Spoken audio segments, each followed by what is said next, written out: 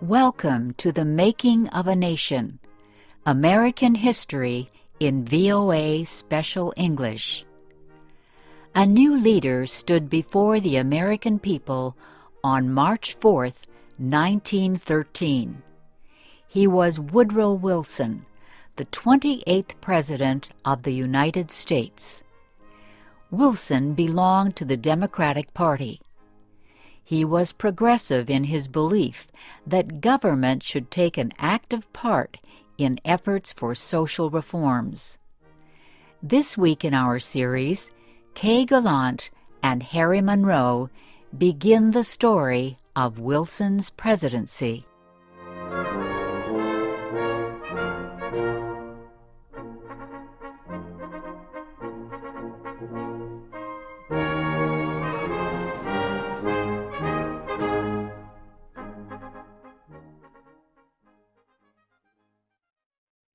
Woodrow Wilson had spent most of his life at Princeton University.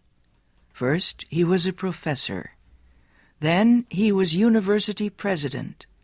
Next, Wilson was elected governor of the state of New Jersey. His early success as governor made him a leading candidate for the Democratic presidential nomination in 1912. Wilson traveled widely around the country during the campaign. He made speeches to many groups. He tried to make himself and his ideas known to as many Americans as possible. Wilson called his program the New Freedom. One of his campaign promises was to fight for better conditions for America's small business owners. Such proposals helped him win the Democratic nomination for president. Then he defeated President William Howard Taft and former President Theodore Roosevelt in the election. Woodrow Wilson, the former president of a university, had become the president of a nation. The largest crowd in Washington, D.C.'s history welcomed Wilson outside the Capitol building on the day of his inauguration. He called on the American people to join him in making the country a better place. "Our duty," Wilson said, "is to correct the evil without hurting the good. I call all honest men, all patriotic, all forward-looking men to my side."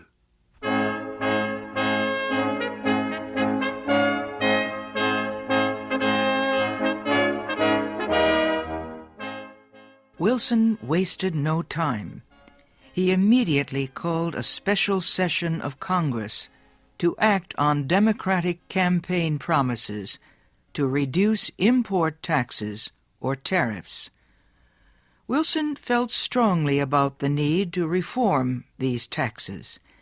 He broke tradition by leaving the White House to appear before Congress in person to appeal for his tariff proposals.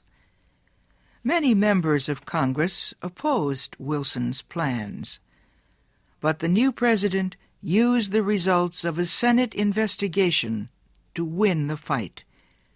The investigation showed that a number of senators owned companies that depended on high tariffs for their profits. The votes of these senators were influenced by their property holdings.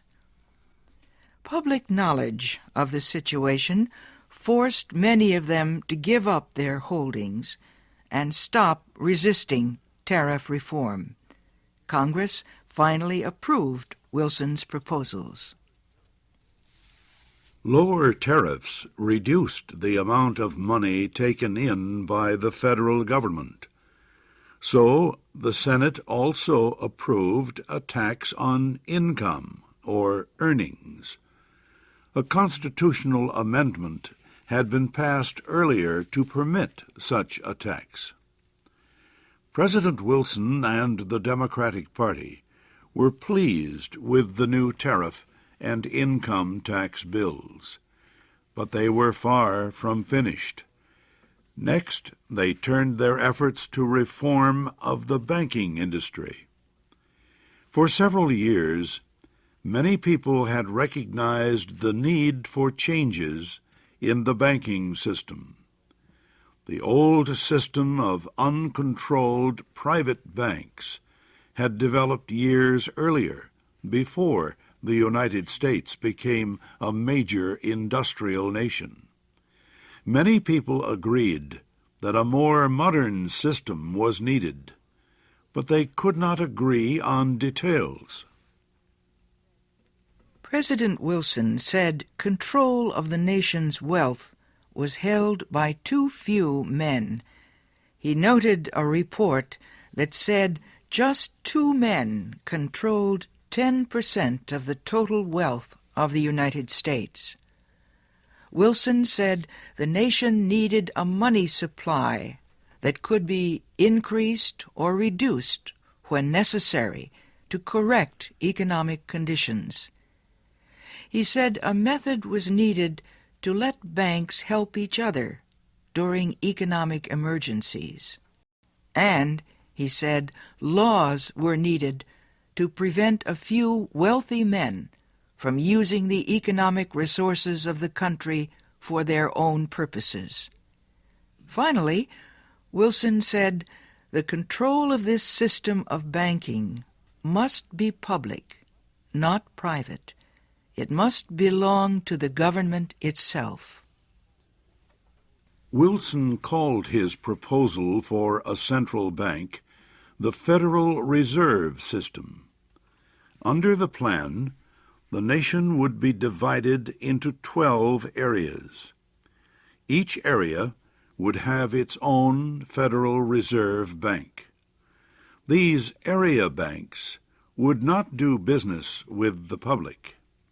They would serve only as bankers' banks, and they would issue a new form of money supported by the federal government.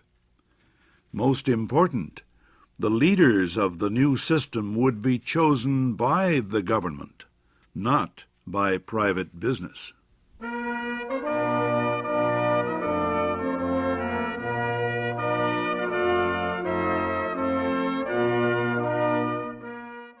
Bankers, business leaders, and their representatives in Congress sharply criticized President Wilson's proposals. They said government control of the banking system was socialism, not capitalism. But Wilson refused to change his proposals, and he helped to lead the fight to make them law. Finally, Congress agreed. It did not take long for bankers to discover that the new system was much better than the old one. Today, the Federal Reserve System is one of the most important institutions in the United States. For Woodrow Wilson, the fight over the banking system was yet another political success. He had won major reforms in the nation's tariffs, taxes, and banking systems. Now he told Congress that new legislation was needed to control the power of monopolies and trusts. These were the giant companies and business alliances that controlled complete industries. Wilson proposed a new antitrust law to control the actions of large companies. His supporters in Congress wrote a bill that listed a number of business activities that no longer would be permitted.